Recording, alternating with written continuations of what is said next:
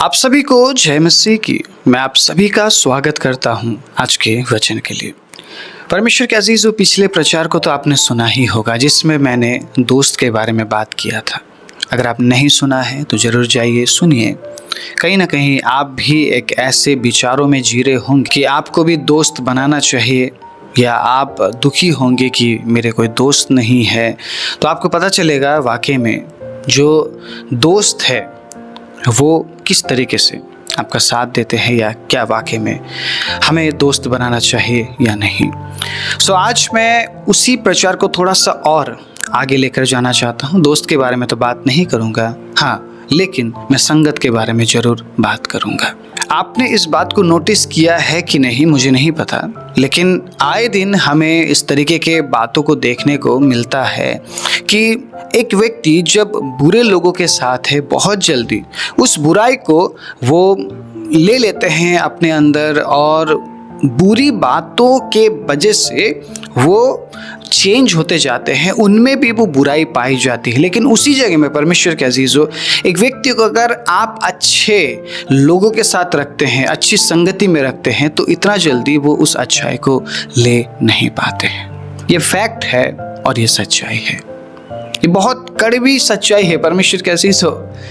इससे आप अपने आप को दूर नहीं कर सकते हैं, या इस बात को नकारा नहीं जा सकता है कि बुरी संगति अच्छे चरित्र को बिगाड़ देती है, जिसके बारे में पहला कुरिन्थी 15 अध्याय उसके 33वें आयत में लिखा है। सुनिएगा क्या लिखा है। धोखा ना खाना, बुरी संगति अच्छे चरित्र को बिगाड़ देती है। क्यों ऐसा है? क्योंकि बुराई हम बहुत जल्दी एक्सेप्ट कर लेते हैं, लेकिन उसी जगह में अच्छाई एक्सेप्ट करने में सालों लग जाते हैं। एक विश्वासी को बदलने में सालों क्यों लगते हैं परमेश्वर के अजीज़ों?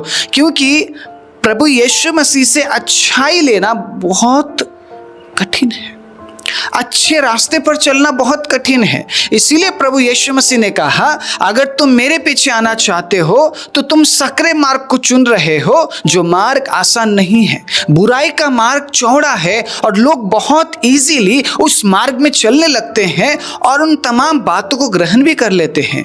झूठ ग्रहण करना बहुत आसान है, लेकिन उसी जगह में सच का साथ देना बहुत मुश्किल है। आपको क्या लगता है, जितने भी लोग सेवा कर रहे हैं, क्या वो सच का साथ दे रहे हैं? क्या वो सच्चाई में है? चीख चीख कर बोलने से क्या परमेश्वर के अजीजों झूठ सच बन जाएगा? चीख चीख कर ये बोलने से कि मैं अच्छा हूं, तो क्या आप अच्छे बन जाएंगे? परमेश्वर के अजीजों, बड़े ध्यान से सुनिएगा। अच्छाई ग्रहण करना बहुत मुश्किल है, लेकिन उसी जगह में बुराई ग्रहण करने की जरूरत नहीं पड़ती है। उस रंग में हम अपने आप ढलने लगते हैं। इसीलिए मैंने आप सभी के साथ साझा किया था, 10 बार सोचिए किसी के संगत में जाने से पहले। 10 बार सोचिए उस संगति में जाने के बाद मेरा क्या हाल होगा। 10 बार सोचिए परमेश्वर के अजीजों, उन लोगों के साथ चलने से मेरा क्या हाल होगा। इसीलिए मैंने आप लोगों के साथ साझा किया था, दोस्त बनाने से अच्छा है उन व्यक्ति को जो आपको प्रभु से दूर रखते हैं, आप अकेले रहें। दोस्त उन लोगों को बनाने से अच्छा है कि आप अकेले रहें। आप समझ रहे इस बात को? मैंने किसी भी तरीके से व्यक्ति विशेष का जो नेगेटिव पॉइंट है वो मैंने आपके सामने नहीं रखा। व्यक्ति विशेष का नेगेटिव पॉइंट रखने से परमेश्वर के अजीज़ों, मुझे नहीं लगता है कि लोगों को फर्क भी पड़ेगा, क्योंकि बहुत से लोग लोगों के नेगेटिव पॉइंट को जानते हुए भी उनके साथ चल रहे हैं और वो भी नेगेटिव बनते जा रहे हैं, लेकिन उन्हें फर्क नहीं पड़ता है। बस मैंने सच्चाई को आपके सामने रखा है, और आज फिर से एक बार मैं सच्चाई को आपके सामने रख रहा हूं। आपका कैरेक्टर आपकी गवाही है। Your character is your testimony. इसके बारे में मैंने काफी टाइम पहले प्रचार किया था और मैंने आप सभी के साथ साझा किया था, अगर आप अपने चाल चलन के बारे में आप ध्यान नहीं करते हैं कि आपका चाल चलन कैसा है, तो वो दिन दूर नहीं परमेश्वर के अजीजों कि आप एक बिगड़े हुए कैरेक्टर के साथ एक बिगड़े हुए टेस्टिमनी को आप लिए हुए चलेंगे। आपके टेस्टिमनी की वजह से शैतान आप पर हावी नहीं हो पाता है। इस बात को आप समझते हैं? आप जब गवाही देते हैं तो परमेश्वर के अजीजों, शैतान कमजोर पड़ता है। शैतान उस गवाही को दबाना चाहता है, गवाही देने वाले मुंह को दबाना चाहता है, क्योंकि शैतान हमारे कैरेक्टर को लेकर परमेश्वर के अजीजों प्रभु के पास जाता है और प्रभु से कहता है, देख प्रभु, तेरे बच्चे ऐसा कर रहे हैं, जैसा कि उसने अय्यूब के बारे में परमेश्वर के साथ बात किया कि प्रभु आप आशीष दे रहे हैं, इसीलिए ये व्यक्ति आपके पीछे चल रहा है, तो आपके बारे में शैतान क्या बोलता होगा, मेरे बारे में शैतान क्या बोलता होगा। अगर हम सही कैरेक्टर में नहीं चलते हैं तो आप सालों मेहनत कर रहे हैं, आप परमेश्वर के अजीजों बलिदान दे रहे हैं, परमेश्वर के अजीजों आपने सब कुछ छोड़ दिया प्रभु के लिए, आप पवित्र जीवन जी रहे हैं। आप सोचिए, उसी समय में आप एक ऐसी संगति में आप जाते हैं जिस संगति में जाने के बाद आप पूरी तरह से उनकी तरह बन जाते हैं, उनकी तरह ढल जाते हैं। आपको सालों लगते हैं यीशु से बातों को सीखने में, फिर भी आप बदल नहीं पाते हैं। फिर भी आपको ऐसा लगता है कि मुझ में कहीं ना कहीं कोई ना कोई कमी है। लेकिन उसी जगह में आप एक ऐसी संगति में जाते हैं, महीनों भी नहीं लगते, परमेश्वर के अजीजों, आप उनके रंग में आप ढल जाते हैं, आप उनकी तरह बन जाते हैं। ये है पावर ऑफ बैडनेस का। पावर ऑफ गुडनेस, परमेश्वर के अजीजों, एक अलग पावर है, लेकिन पावर ऑफ गुडनेस से ज्यादा पावर ऑफ बैडनेस हम पर हावी हो जाता है। गुडनेस से हम दूर रहना चाहते हैं, सच्चाई से हम दूर रहना चाहते हैं, क्योंकि इस शरीर को झूठ बोलने की आदत है, इस मन को झूठ बोलने की आदत है। तो बुराई बहुत जल्दी हम एक्सेप्ट कर लेते हैं, सच्चाई को एक्सेप्ट नहीं कर पाते हैं। काफी साल झूठ में बिताया ना, तो अभी भी वो आदत है मेरे अंदर, तो कहीं पे भी मुझे वो संगति मिल जाती है, झूठ वाली संगति, मजाक वाली संगति, व्यभिचार वाली संगति, तो मैं वैसे ही ढलने लग जाता हूं। ये कमी है, ये कमी है कि एक विश्वासी प्रभु में बढ़ नहीं पा रहा है। ये कमी है कि एक विश्वासी अपने आप को विश्वासी तो बोल रहा है, लेकिन साबित करने के समय में परमेश्वर के अजीजों हम खोखले पड़ जाते हैं, हम खोखले पड़ जाते हैं। और आप ये कह रहे हैं कि चलो उस संगति में जाऊंगा और मैं उनको अपनी तरह बना दूंगा। नहीं बना पाएंगे, आप नहीं बना पाएंगे। परमेश्वर के अजीजों, आप किसी को बदल नहीं सकते हैं, आप सिर्फ खुद को बदल सकते हैं। हालेलुया। खुद को बदलिए, आपको सब कुछ बदला हुआ लगेगा।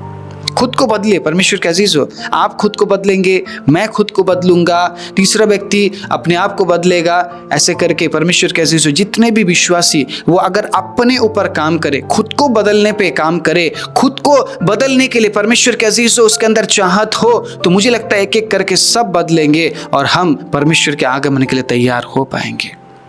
इन दिनों में क्या हो रहा है, आप संगति बदलते हैं लेकिन आप खुद को नहीं बदलते हैं। प्रॉब्लम ये है, आप चर्च बदलते हैं, आप खुद को नहीं बदलते हैं। आप पास्टर्स बदलते हैं, आप खुद को नहीं बदलते हैं। परमेश्वर के अजीजों, इसीलिए आप जहां जाते हैं आप उनकी तरह बन जाते हैं, क्योंकि आपका कोई स्टैंड है नहीं। आप सोचते हैं मुझे उनकी तरह बनना है, फिर आप सोचते हैं नहीं, अब मुझे इनकी तरह नहीं, मुझे इनकी तरह बनना है, फिर आप चेंज कर लेते हैं, फिर आप बोलते हैं मुझे इनकी तरह बनना है, फिर आपको वो कुछ दिनों बाद अच्छा नहीं लगता, फिर आप बोलते हैं मुझे इनकी तरह बनना है। आप ये क्यों नहीं बोलते हैं कि मुझे यीशु की तरह बनना है? तो सब अपने अंदर झांकने लगेंगे, सब अपने ऊपर काम करने लगेंगे। परमेश्वर के अजीजों, कोई भी चर्च बदलने के बारे में नहीं सोचेगा, कलीसिया बदलने के बारे में नहीं सोचेगा, झुंड बदलने के बारे में नहीं सोचेगा। हालेलुया। आप समझ रहे इस बात को? अगर आप कलीसिया बदलते जा रहे हैं तो मुझे लगता है एंड ऑफ द डे आप एक ऐसी झुंड में पहुंचेंगे जिस झुंड में पहुंचकर आप पूरी तरह से बर्बाद हो जाएंगे, पूरी तरह से बर्बाद हो जाएंगे। सुनिए मेरी बात, पूरी तरह से बर्बाद हो जाएंगे, क्योंकि अब भरमाने वाली कलीसियाएं उठ खड़ी हुई है और आगे इससे भी ज्यादा होगा। कुछ साल पहले मैंने आपके साथ साझा किया था, आने वाले सालों में समय और खराब होने वाला है और वो होते हुए हमें दिख रहा है, वो होते हुए हमें दिख रहा है। बहुत सी ऐसी बातें हैं जो शायद आप तक नहीं पहुंच रही है। परमेश्वर के अजीजों, हिडन में है, हिडन में है, और आने वाले दिनों में जब प्रकट होगी आप माथे पर हाथ रख लेंगे, ये क्या हो रहा है।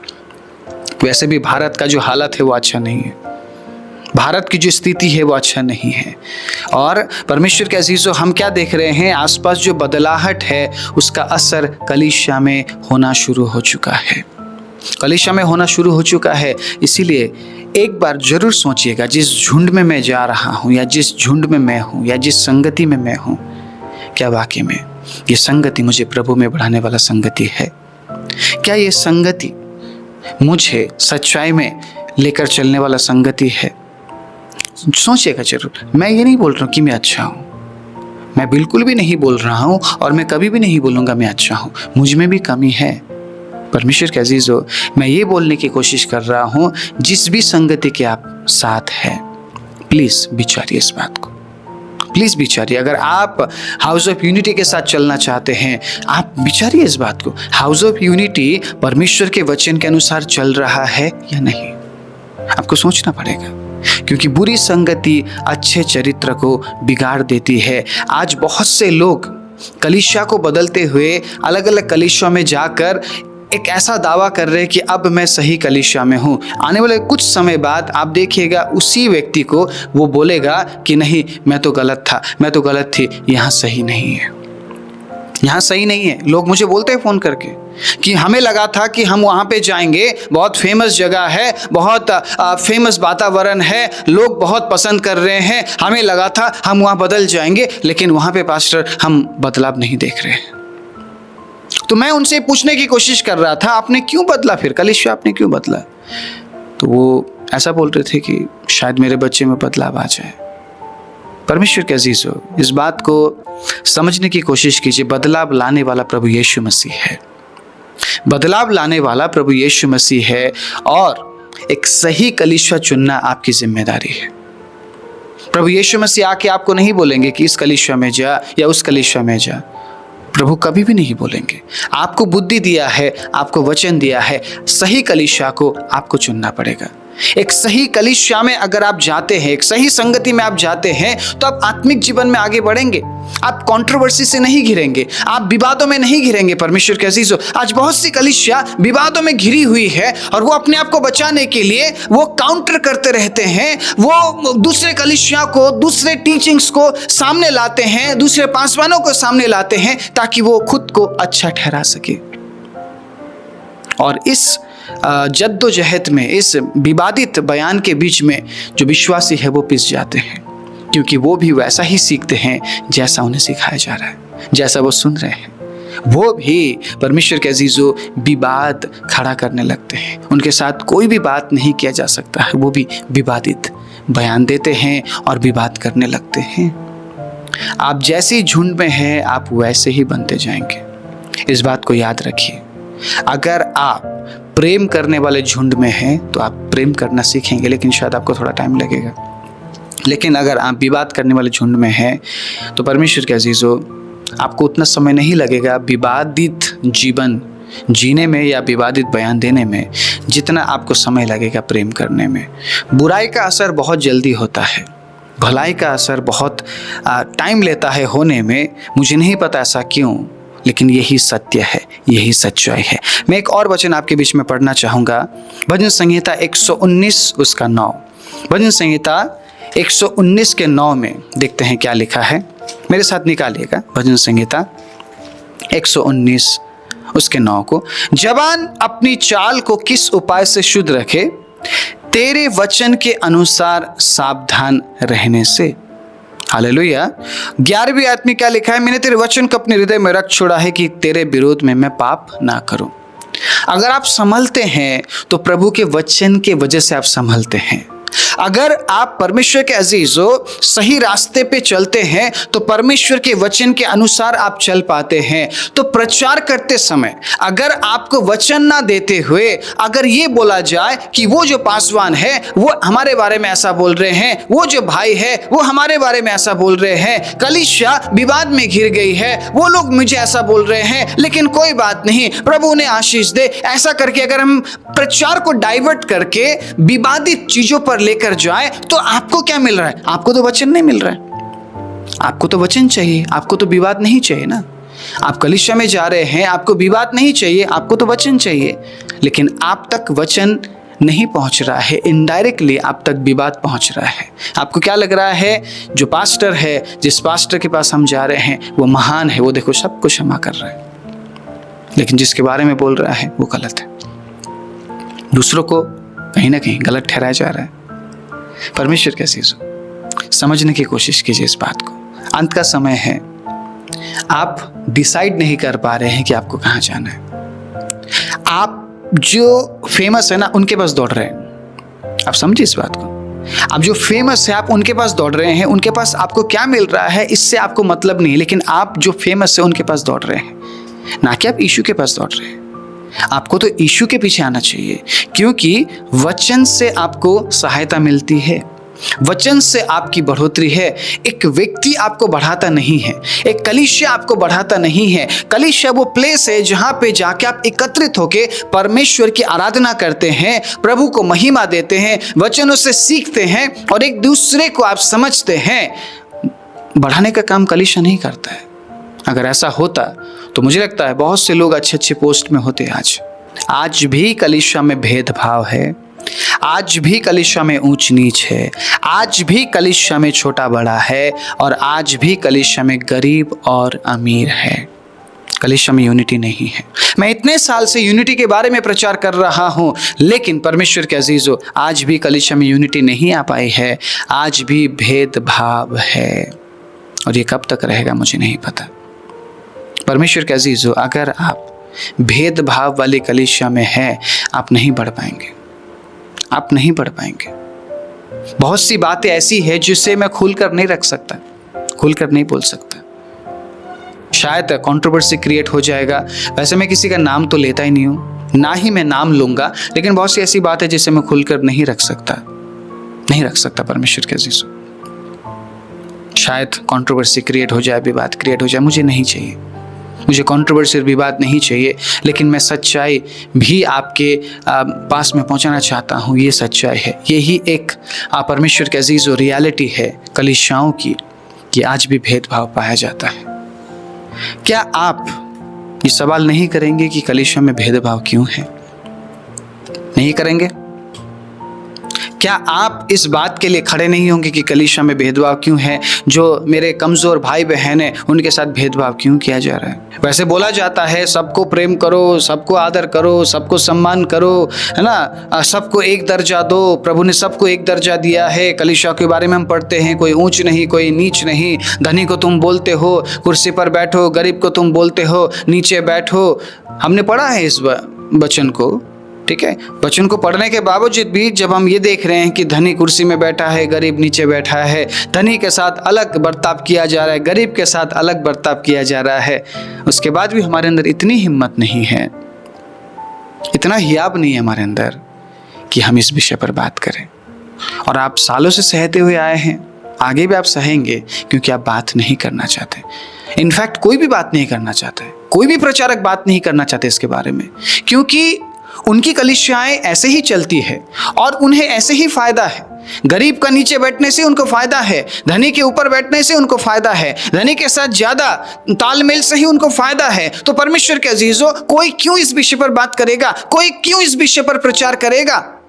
आप समझ रहे इस बात को? बुरे संगति का जो प्रभाव है वो बहुत ज्यादा और बहुत जल्दी पड़ता है, लेकिन उसी जगह में अच्छे संगति का प्रभाव उतना जल्दी पड़ नहीं पाता है।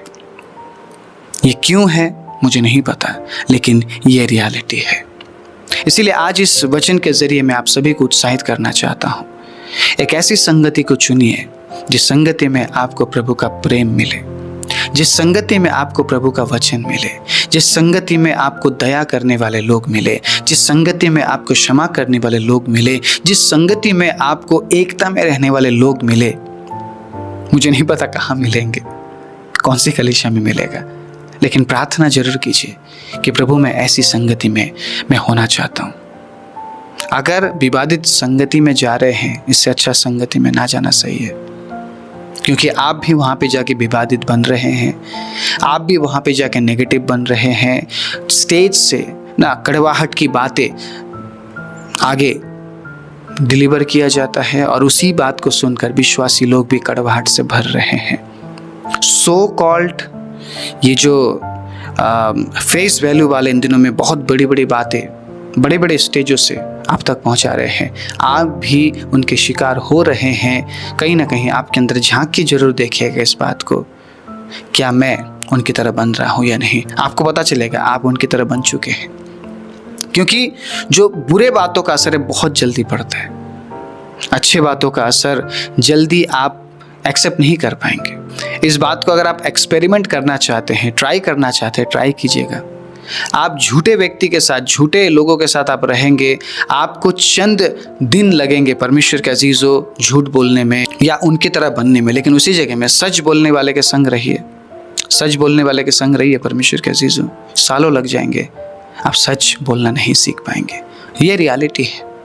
परमेश्वर के साथ कितने लोग खड़े हैं आज मुझे नहीं पता, लेकिन जो परमेश्वर के साथ खड़े हैं वो अच्छी संगति में है, लेकिन जो लोगों के साथ खड़े हैं वो एक बुरी संगति में है।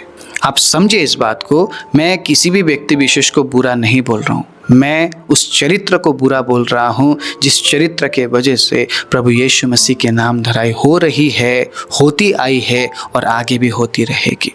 क्योंकि अगर आप चरित्र को संभाल नहीं पाए तो टेस्टिमनी सही नहीं बनेगी, और अगर टेस्टिमनी सही नहीं बनी आपके परमेश्वर को कोई जान नहीं पाएगा।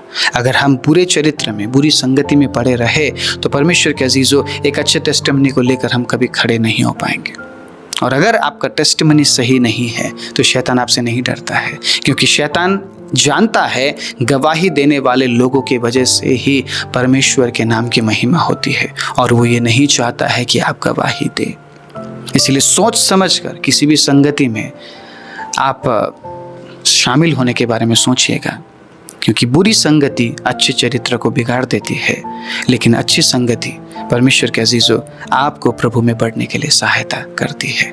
अगर प्रभु ने बात किया है, प्रभु ने इस वचन के द्वारा आपसे बात करते हुए आपको छुआ है, तो इस मैसेज को जरूर एक दूसरे के साथ साझा कीजिएगा, इस वीडियो को लाइक कर दीजिएगा, इस चैनल को सब्सक्राइब कर लीजिएगा। सच्चाई के राहों पर चलने के लिए हमें बहुत कठिनाई झेलना पड़ता है, इसीलिए अगर आप हमारा साथ देंगे तो हमें थोड़ा बहुत मदद मिलेगा। इस चैनल को सपोर्ट कीजिए और हाउस ऑफ यूनिटी को अपने हाथों को बढ़ाते हुए जरूर सहयोग भेजिए, ताकि हम इस सच्चाई के काम को जारी रख सके। प्रभु आप सभी को आशीष दे। आइए अपने आंखों को बंद करें। राजाओं के राजा, प्रभुओं के प्रभु, हम धन्यवाद देते हैं अद्भुत समय के लिए। प्रभु आप जानते हैं कि आपके लोग कहीं ना कहीं बुरी संगति में जाते हुए प्रभु भटक रहे हैं। आपने अपने वचन के जरिए प्रभु उन्हें फिर से अपनी ओर बुलाया है, सच्चाई में बने रहने के लिए आपने बोला है। तो प्रभु आप उनकी सहायता कीजिए, ताकि पिता बुरी संगति में रहकर वो बुराई में ना बदलते हुए बल्कि अच्छे संगति में रहते हुए प्रभु खुद को और बहुत से लोगों को इंस्पायर करते हुए प्रभु परमेश्वर के राज्य के लिए वो अपने आप को और तमाम उन लोगों को पिता जिनके बीच में वो है तैयार कर सके। धन्यवाद एक अच्छे टेस्टिमनी को कैरी करने के लिए प्रभु आप हमारी सहायता और मदद कीजिए। सारी महिमा अगर आपको देते हुए प्रार्थना प्रभु यीशु मसीह के नाम से मांगते हैं, आमीन।